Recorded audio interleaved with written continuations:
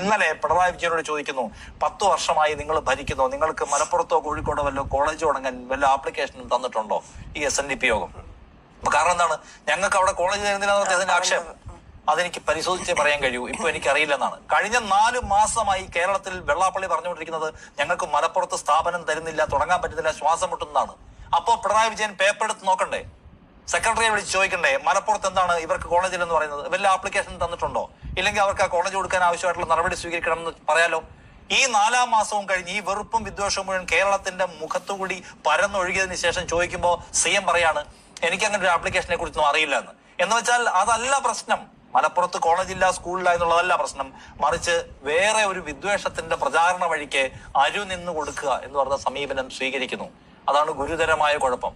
അപ്പൊ ഇതിനെ നമ്മൾ എതിർക്കുന്നില്ലെങ്കിൽ, ഇതിനെ നമ്മൾ എക്സ്പോസ് ചെയ്യുന്നതിൽ ഉണ്ടാകുന്ന സംഭവം എന്ന് അറിയാമോ? വെള്ളാപ്പള്ളി നടേശൻ ഇവിടെ മാത്രമൊന്നുമല്ല പറയുന്നത്, നമ്മൾ മൈക്ക് വെച്ചിട്ടില്ലെങ്കിൽ അദ്ദേഹം വേദി മൈക്ക് വെച്ച് സംസാരിക്കും, അദ്ദേഹത്തിന്റെ വാട്സാപ്പ് ഗ്രൂപ്പുകളിലൂടെയും ഫേസ്ബുക്കിലൂടെയും പ്രചരിപ്പിക്കും, കുടുംബയോഗങ്ങളിൽ പ്രചരിപ്പിക്കും. അപ്പൊ ചെയ്യേണ്ടത് എന്താണ്? വെള്ളാപ്പള്ളി പറയുന്ന വർഗീയതക്കെതിരായി സംസാരിക്കാനുള്ള ബാധ്യത സർക്കാർ നിറവേറ്റണം.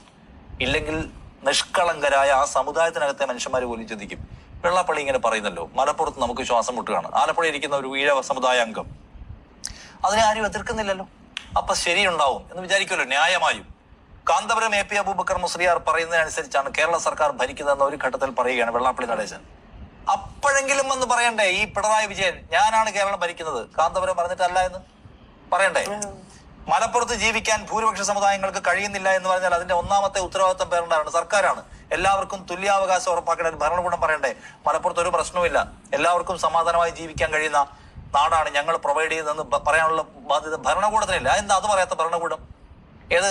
അതായത് മത്തായി ചാക്കോ അന്ത്യകുദാശ സ്വീകരിച്ചു എന്ന് പറഞ്ഞതുപോലും ദഹിക്കാതെ അത് പറഞ്ഞ ബിഷപ്പിനെ നികൃഷ്ടജീവി എന്ന് വിളിച്ച അത്ര ഉറപ്പുള്ള നേതാവാണ് പിണറായി വിജയൻ. ആ പിണറായി വിജയൻ ഭരിക്കുന്ന നാട്ടിൽ ഭൂരിപക്ഷ സമുദായങ്ങൾക്ക് ജീവിക്കാൻ കഴിയുന്നില്ല എന്ന് ഒരു നേതാവ് പറയുമ്പോൾ ആ നേതാവിനോട് വൃത്തികേട് പറയരുത് എന്ന് പറയാൻ പിണറായി വിജയന് ബാധ്യതയില്ലേ? അല്ലെങ്കിൽ കാന്തപുരത്തിന്റെ ആഫീസിൽ ഇടുന്ന പേപ്പർ വെച്ചിട്ടല്ല ഞാൻ ഭരിക്കുന്നത് എന്ന് പറയാനുള്ള ആംബിയർ വേണ്ടേ പിണറായി വിജയൻ എന്ന രാഷ്ട്രീയ ആംബിയർ? അതാ ഞാൻ ചോദിക്കുന്നത്, അതെവിടെയാണ് പോയത്?